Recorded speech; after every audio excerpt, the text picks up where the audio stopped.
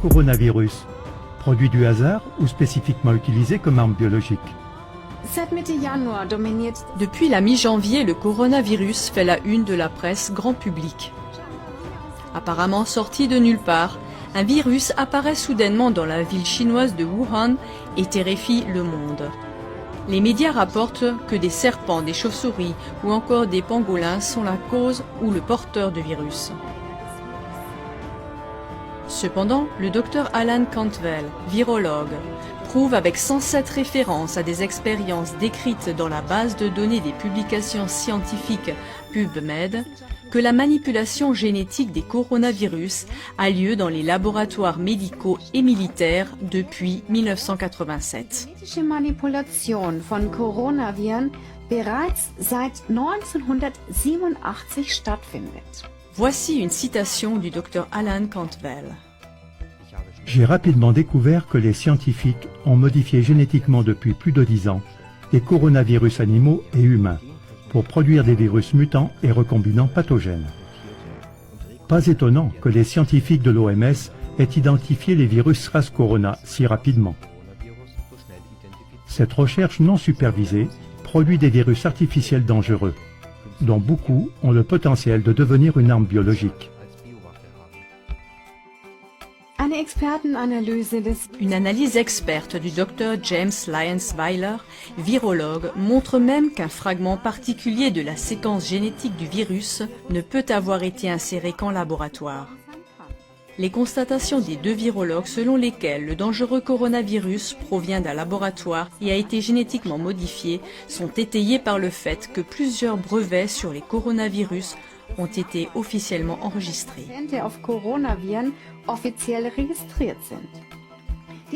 Ces faits conduisent inévitablement à une autre question importante. Le coronavirus pourrait-il avoir été délibérément lâché sur le lieu de l'épidémie ?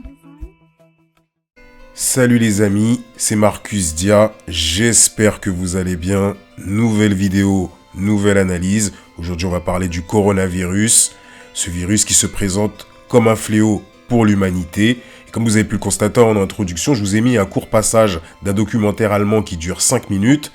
Et dans ce documentaire, on nous explique bien entendu que ce virus serait fabriqué dans des laboratoires, qu'en fait ce virus viendrait de la main de l'homme et qu'il ne vient pas forcément de la consommation d'animaux en Chine qui aurait provoqué ce virus.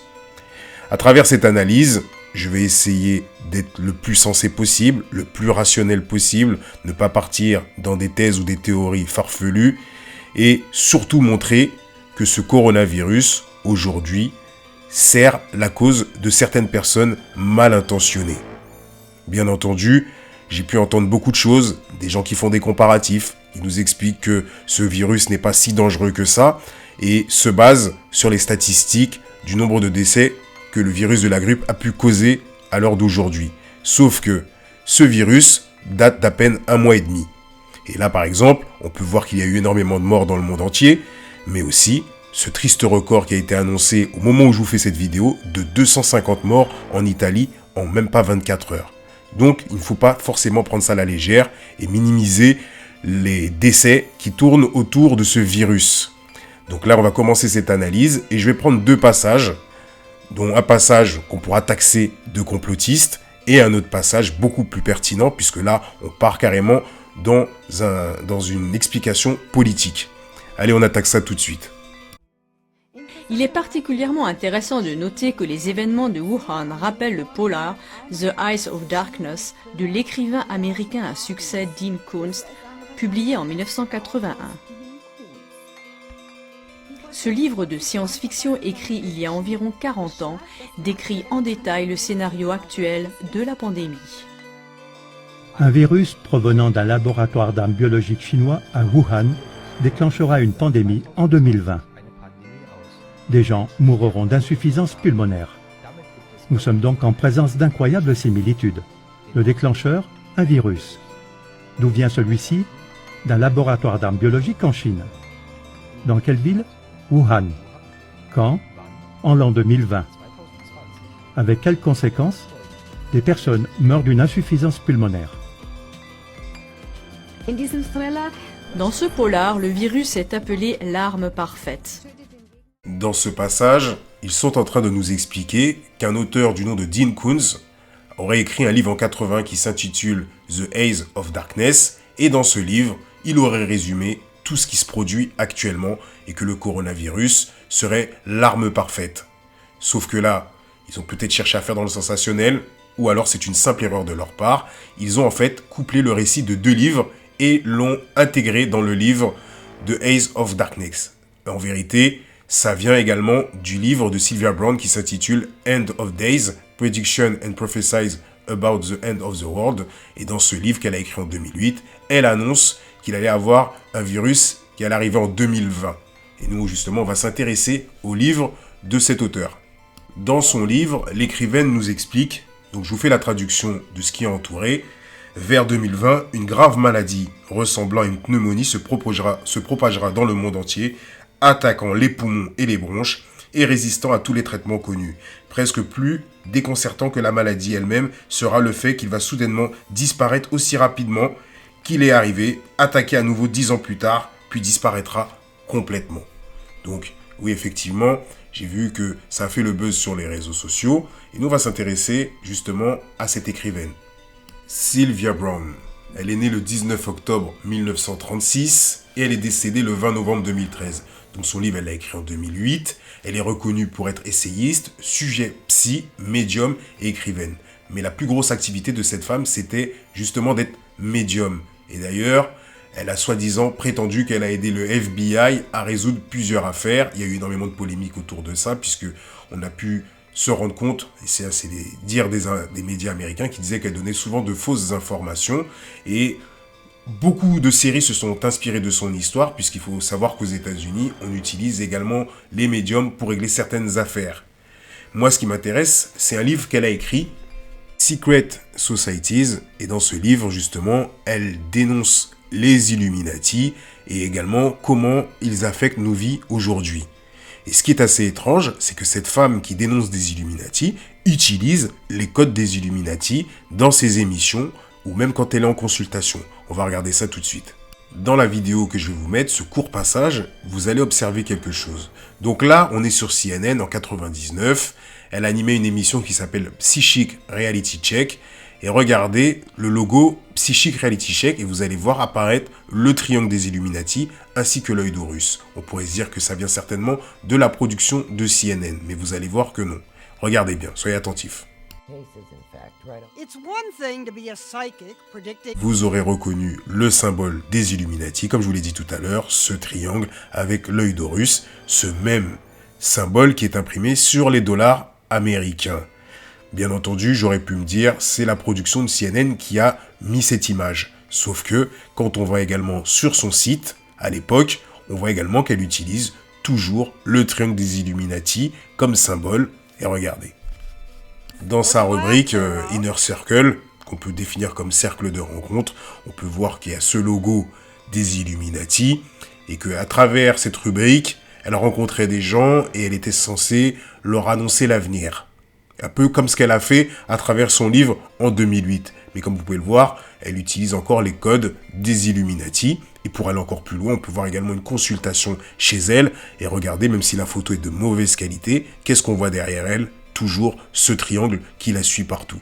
Bien entendu, ma vidéo ne va pas tourner sur les thèses complotistes. Qu'on soit clair, ou la théorie du complotisme, comme vous l'appelez.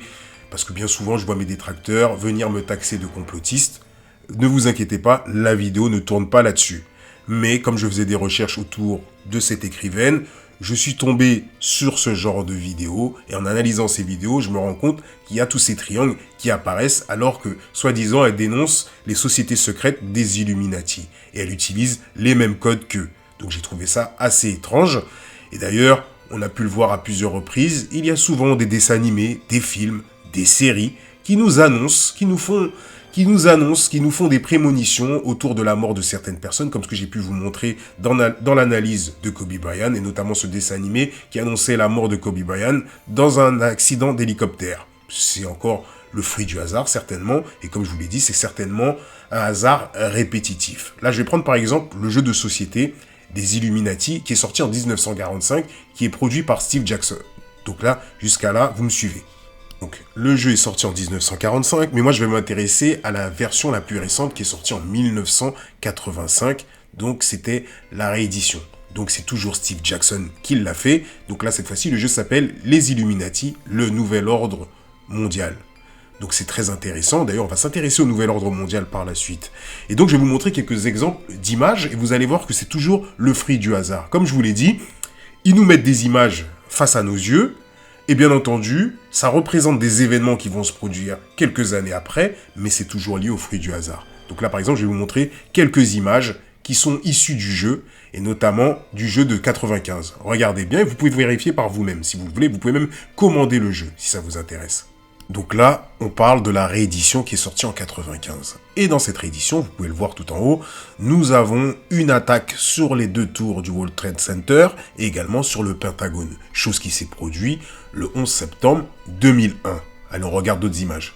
Donc sur ces images, on a par exemple Lady Diana qui est encerclée de paparazzi et Lady Diana meurt en 97. Donc le jeu sort en 95, il nous montre Lady Diana encerclée de paparazzi, et pour ceux qui se souviennent, quand Lady Diana meurt, justement, elle fuit des paparazzi. En dessous de la photo de Lady Diana, on peut voir également le tsunami qui s'était produit, si je ne me trompe pas, en 2004. Allez, on regarde encore une autre image.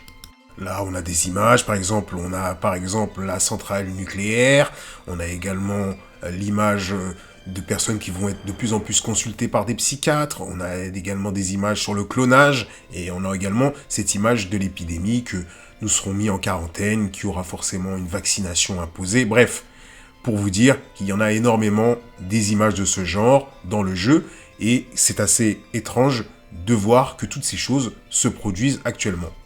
Allez, une dernière pour la route, par exemple là, celle d'en haut, on voit carrément des personnes qui arborent des robes rouges, donc qui représentent les membres des Illuminati, et on voit qu'ils sont en train de manager un artiste dans un studio de musique.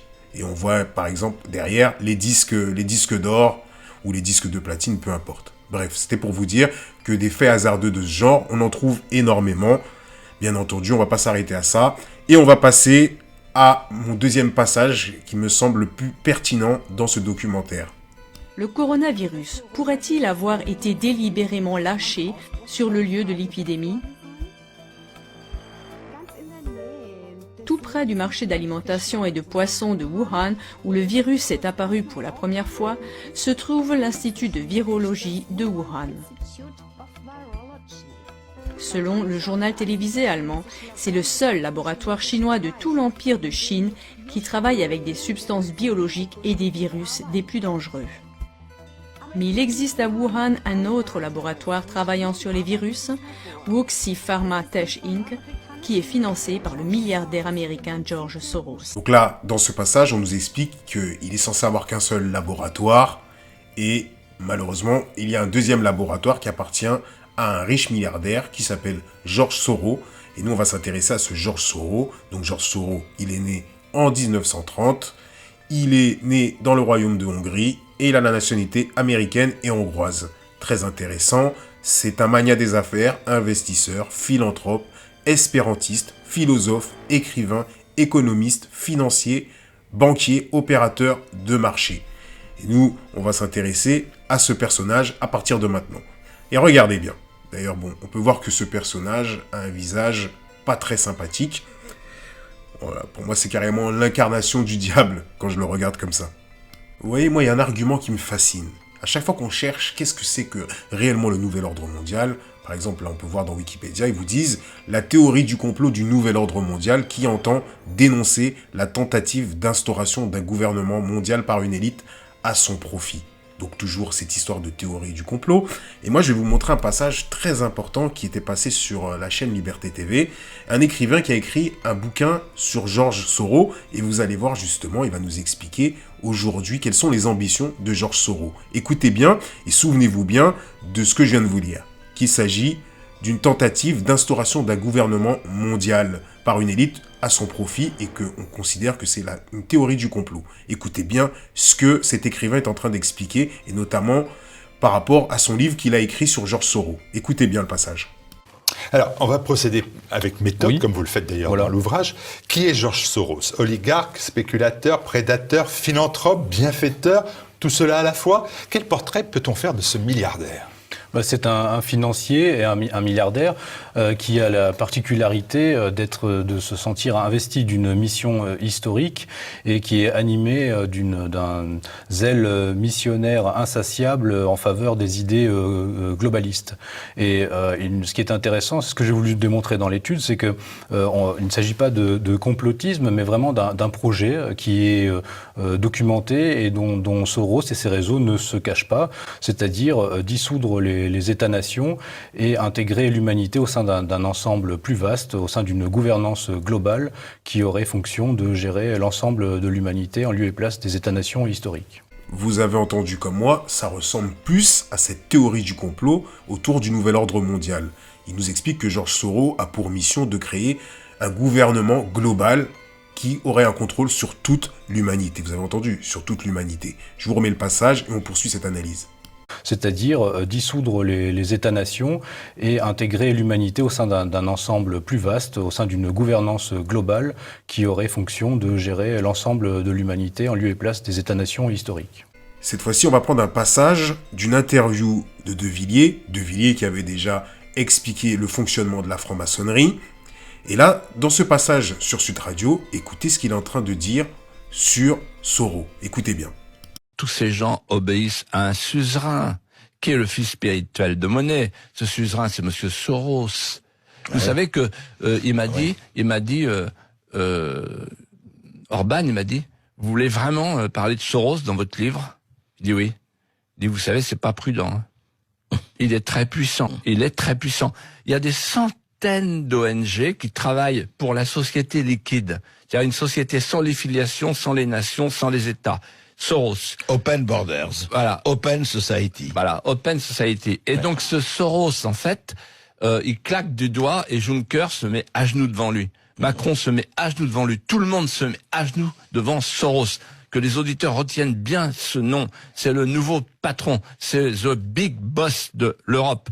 De Villiers, dans ce passage, nous dit concrètement que Soros est le grand patron et qu'il est également le patron de notre président Emmanuel Macron. C'est très intéressant d'entendre ça. Et vous avez vu, c'est assez fascinant de voir qu'un riche milliardaire ait autant de pouvoir. Et ce qui est aussi fascinant, c'est de voir que ces milliardaires sont en général sur une autre sphère. Ces gens sont avides de pouvoir. Ils n'ont aucun sentiment et aucune pitié pour l'être humain, quitte à en sacrifier pour arriver à leur fin, ils en sont capables. D'ailleurs, je vous prends au défi aujourd'hui de chercher des milliardaires qui ont bâti leur fortune sans avoir du sang sur les mains. Maintenant, on va s'intéresser encore à cette histoire de nouvel ordre mondial. Et regardez que la plupart des présidents qu'on a eus, les 3 derniers présidents qu'on a eus, n'ont cessé de nous vendre cette histoire de nouvel ordre mondial. On va attaquer ça tout de suite. La crise est mondiale. Il faut que nous lui apportions une réponse mondiale. Et j'en appelle à tous les gouvernements. Aucun d'entre nous n'en sortira en faisant sa propre politique dans son coin, isolé de ce que font les autres. Aucun d'entre nous ne pourra sortir de son coin s'il reste isolé des autres. Donc là, il nous dit clairement qu'il faut qu'on soit tous unis. Écoutez la suite. Aucun. Nous avons besoin du dynamisme de chacun pour 2 choses. La première, trouver un nouveau système de régulation. Ça sera l'enjeu du sommet de Londres. Et je puis vous dire une chose, l'Europe aura une position commune et forte. Et je puis vous dire une deuxième chose, nous n'accepterons pas un sommet qui ne décidera pas. Et je puis vous dire une troisième chose, on ira ensemble vers ce nouvel ordre mondial. Et personne, je dis bien, personne ne pourra s'y opposer. On ira ensemble vers ce nouvel ordre mondial, tout en sachant que toutes ces personnes ont pour patron Soros. Maintenant, on va écouter la version de François Hollande, qui est une version un peu plus fourbe. Mais vous allez comprendre, à travers ses propos, qu'il parle exactement de la même chose que Nicolas Sarkozy. On écoute ça. Nous voulons offrir une alternative, c'est-à-dire être capable de maîtriser la mondialisation et sur des principes et sur des règles. Nous devons donc affirmer, ce sera le premier engagement qui sera le nôtre, la réforme de la gouvernance mondiale comme un préalable et un objectif. La réforme du gouvernement mondial au préalable et un objectif. Vous avez entendu. Allez, on continue la suite. C'est le préalable, parce que si l'on veut changer les normes internationales, il faut aussi changer les organisations qui les émettent.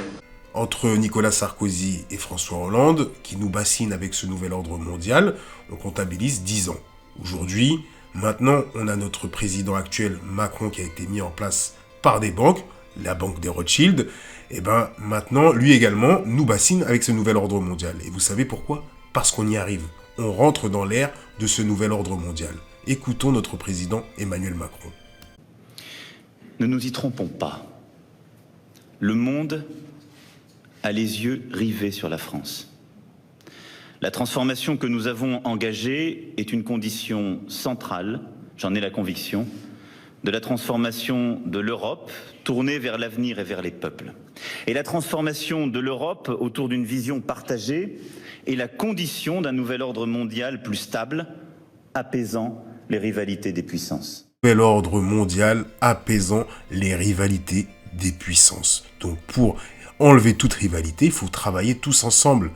Là, depuis tout à l'heure, vous n'avez pas encore compris que tous les présidents qu'on a pu avoir ces derniers temps sont dans cette idéologie de ce nouvel ordre mondial et, bien entendu, ils sont en adéquation avec l'idéologie de ce Georges Soros. Maintenant, on va revenir sur Georges Soros. Allons jeter un petit coup d'œil sur la multitude d'entreprises que Georges Soros possède aux États-Unis et notamment à l'étranger. Allez, on fait une petite recherche.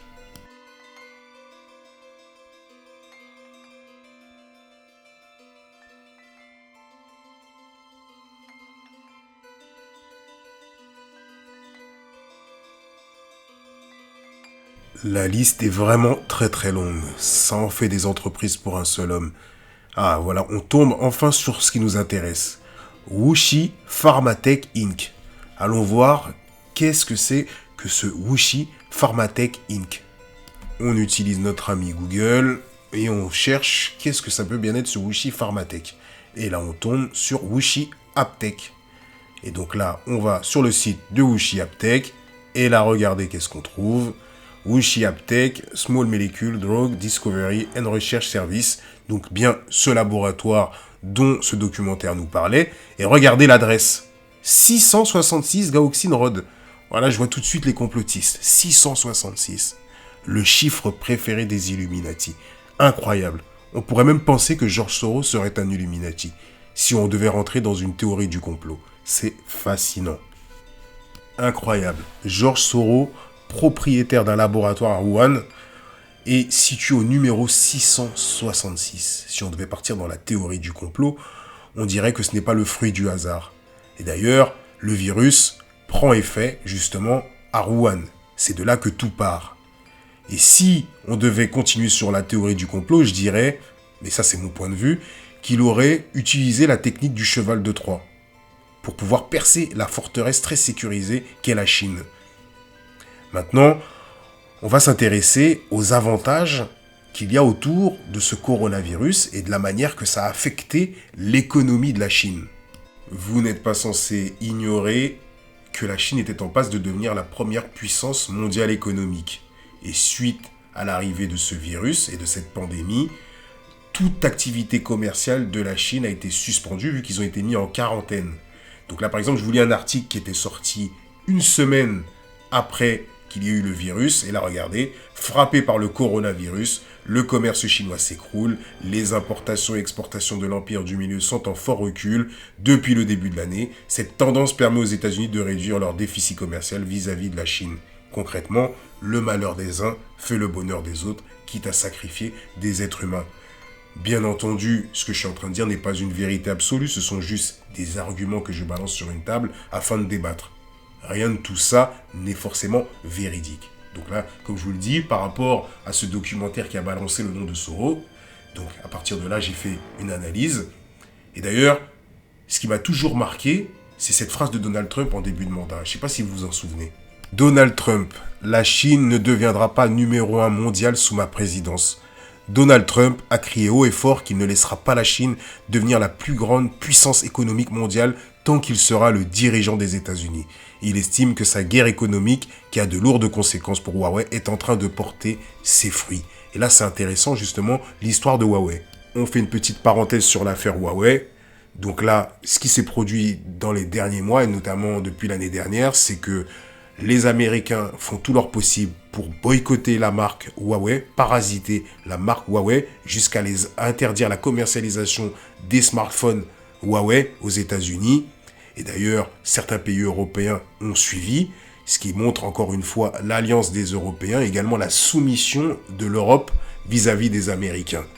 Et donc, l'accusation était que, soi-disant, Huawei utiliserait des procédures d'espionnage. Ce qui est totalement faux, ce qui fait peur aux Américains, puisque j'avais regardé un documentaire là-dessus, je crois que c'était passé sur Arte ou France 5, et justement on expliquait que Huawei, le fait qu'ils aient une longueur d'avance sur la 5G, qu'ils ont rattrapé leur retard, et bien qu'en fait, la 3G et la 4G qui étaient dominées par les Américains, aujourd'hui la Chine contrôle à une avance considérable sur le déploiement de la 5G. Et donc, forcément, si la Chine utilise à mauvais escient cette fréquence de la 5G, c'est vrai qu'ils peuvent pratiquer l'espionnage. Bien entendu, encore une fois, on voit clairement qu'aujourd'hui, la Chine est un concurrent, voire un ennemi potentiel pour les États-Unis. Donc c'est pour ça que je vous dis que tout ce qui se passe aujourd'hui, vraiment, en fait, sert les Américains. Donc, dans ce malheur, comme je vous l'ai dit, ça fait le bonheur des Américains. Si on reste sur cette hypothèse qu'on a affaire à une guerre biologique et que le coronavirus, le Covid-19, est une arme biologique qui a été faite pour attaquer la Chine, il ne faut pas oublier de souligner que le pays qui a été touché immédiatement après la Chine est tout simplement son allié, l'Iran.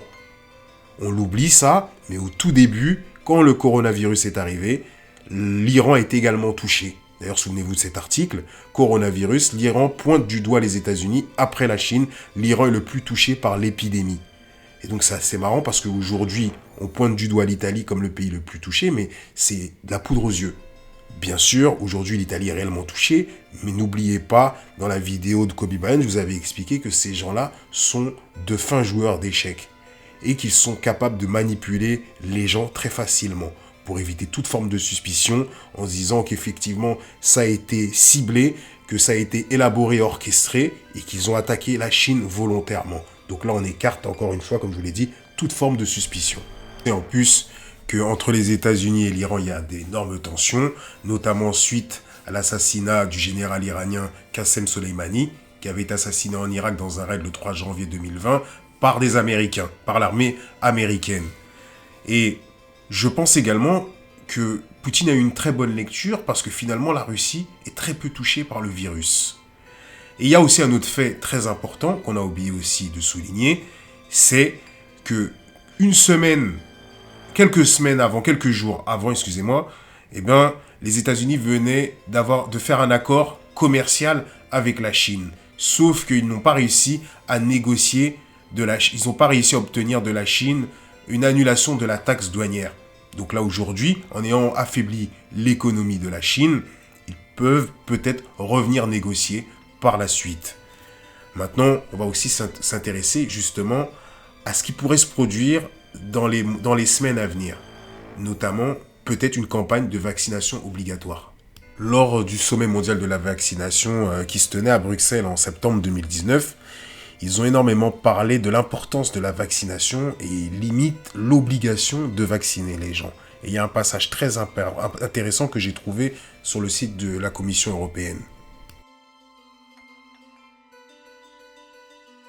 Quelles sont les mesures prises récemment par l'Union européenne en matière de vaccination? Soyez très attentifs à ce passage parce que je pense que ce passage résume ce qui va certainement nous arriver dans quelques temps. À la suite de la recommandation du Conseil adoptée en décembre 2018, plusieurs mesures ont déjà été mises en œuvre, dont la coalition pour la vaccination et la passation conjointe de marché pour l'acquisition de vaccins contre la pandémie de grippe. D'autres sont en cours. Il s'agit notamment d'élaborer un carnet de vaccination commun. Donc là, il y aura un carnet de vaccination en commun, Donc ce carnet de vaccination va certainement nous accompagner à chaque fois qu'on ira dans un autre pays de l'Union européenne. Et donc forcément, il faudra que ce carnet de vaccination soit à jour. Il s'agit donc d'élaborer un nouveau carnet de vaccination commun, de soutenir la recherche et l'innovation pour la mise au point de nouveaux vaccins, ou encore de mettre en place un système européen de partage d'informations sur la vaccination. Donc là, concrètement, on est identifié comme des bestiaux. C'est-à-dire qu'aujourd'hui, il y aura carrément un moyen de savoir qui est à jour au niveau de ces vaccinations. Donc, j'espère concrètement qu'on ne sera pas obligé de se vacciner pour le Covid-19. Et même si c'était le cas, je pense que moi, je refuserais. En ce qui me concerne, sachez une chose, en plus de savoir que les vaccins détruisent la santé des gens, il faut savoir aussi que les vaccins ont un effet sur le psychique. Et c'est pas pour rien qu'aujourd'hui, les militaires sont les personnes les plus vaccinées dans le monde. Autre élément pertinent qui a attiré mon attention, c'est également le système de financement aujourd'hui de la Banque mondiale pour lutter contre les pandémies, puisque là, on peut voir que aujourd'hui, la fréquence et la diversité des flambées des maladies n'ont cessé d'augmenter ces 30 dernières années. Les épidémies comme Ebola, le VIH, le SARS et la grippe aviaire ont coûté la vie à des centaines de milliers de personnes et entraîné des milliards de pertes de revenus. Donc là, concrètement, je vous fais un résumé. L'explication, c'est que maintenant, la Banque mondiale va permettre aux gens de se vacciner, donc apporter des fonds, à condition que justement l'épidémie dure 12 semaines, et après les 12 semaines, vous allez recevoir votre financement. Ce communiqué ce système s'adresse surtout aux pays pauvres. Donc, c'est également une arme de propagande. Pourquoi ? Parce qu'en vérité, il n'y aura pas réellement de vrai contrôle, et certains pays pourront déclarer plus de malades qu'ils en ont. Et donc forcément, leur stratégie également d'utiliser encore cette stratégie de la peur. Parce qu'en fait, en mettant ce système en place, en disant qu'on va financer les gens, que les gens vont déclarer des faux chiffres. Parce que c'est pas pour rien qu'ils les adressent à des pays pauvres. Ne croyez pas que ces gens-là ont le sens de l'humanité. Ils savent très bien ce qu'ils sont en train de faire. Et derrière cette stratégie, ils sont également en train d'utiliser un concept de propagande. C'est-à-dire, chaque pays pauvre, automatiquement, dès qu'il aura 2-3 cas, va grossir le chiffre pour obtenir le plus d'argent possible. Ne croyez pas, encore je vous le redis, que ces gens-là croient en l'humanité. Tout est fait pour nous manipuler. Donc cette vidéo arrive à sa fin et on va revenir sur Soros. Pourquoi revenir sur Soros ? Parce que je vais vous donner un argument qui peut décrédibiliser toute mon analyse. Soros est un ennemi potentiel de Donald Trump. Vous pouvez le voir par vous-même. Avant que Donald Trump soit élu, Soros fait partie des opposants de Donald Trump. Donc là, par exemple, je vous lis un titre de BFM. Pour George Soros, Donald Trump est un apprenti dictateur. En dessous, pour le milliardaire George Soros, le mandat de Donald Trump sera un échec. George Soros accuse Facebook de comploter avec Donald Trump. Donc là, on voit que Soros, il est toujours là pour prendre parti et enfoncer Donald Trump. Et notamment autour de cette polémique, comme quoi Facebook aurait été utilisé pour influencer les électeurs pour voter pour Donald Trump. Donc là, on voit clairement que les deux hommes ne s'apprécient pas. Parce que s'ils travaillent dans le même camp, ils se permettraient pas d'enfoncer Donald Trump. Et si là, en fait, ça serait juste une stratégie de l'enfumage. Et qu'on se rende compte par la suite, comme dans cet article qu'on va lire ensemble. Dans cet article de Business Insider, on apprend qu'en fait, George Soros aurait financé secrètement une entreprise du gendre de Donald Trump. On va lire la version française. Donc je vous lis l'article, traduit en français, le gendre de Donald Trump, Jared Kushner, principal conseiller du nouveau président américain et époux d'Ivanka Trump, et son frère Joshua ont reçu un financement important de celui qui est présenté comme leur ennemi juré sur le plan politique, l'inébranlable George Soros. D'après des sources proches du dossier, le Soros Fund Management de George Soros a discrètement, donc vous avez entendu, a discrètement financé la start-up immobilière cadre détenue par les frères Kushner avec une ligne de crédit substantielle. Donc là, on peut remettre en question cette histoire de, soi-disant, de frères ennemis qu'on nous présente à travers les médias américains. Bien souvent, ces milliardaires travaillent ensemble. Et je vous le dis clairement, cette histoire de nouvel ordre mondial partira des États-Unis. Sur ce, les amis, cette vidéo arrive à sa fin. Et pour conclure cette vidéo, si la théorie comme quoi le Covid-19 est une arme biologique, sachez que l'oppressé répondra à l'oppresseur de la même des manières. Et donc forcément, on va franchir une nouvelle ère qui sera la guerre avec des armes biologiques.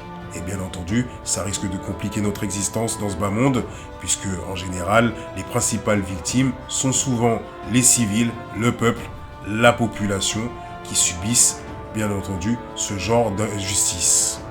Donc le meilleur des conseils, restez connectés au Créateur, vivez dans la plus grande des paix, soyons unis, plutôt que de vivre dans le chaos et le désordre. Je vous dis à très bientôt pour une prochaine analyse.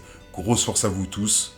Peace. N'oubliez pas de vous abonner si ce n'est pas déjà fait. N'oubliez pas de liker cette vidéo pour donner de la visibilité. N'oubliez pas de la partager si elle vous a plu. Ciao la famille.